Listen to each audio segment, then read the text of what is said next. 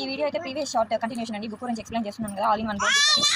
దాని కంటిన్యూషన్ ఈ షార్ట్ గురించి అయితే ఆల్మోస్ట్ ఈ పేజ్లో మనకి తెలియని కూడా చాలా ఉన్నాయి. అంటే తెలుగులో ఇంగ్లీష్లో మన అందరికీ తెలియాలని రూల్ లేదు కదా. నాకైతే చాలా వరకు మా పిల్లలకు నేర్చుకుంటున్నాను. మా పిల్లలు చూడండి ఎంత గోల్ చేస్తున్నారు వీడియో రికార్డ్ చేస్తుంటే.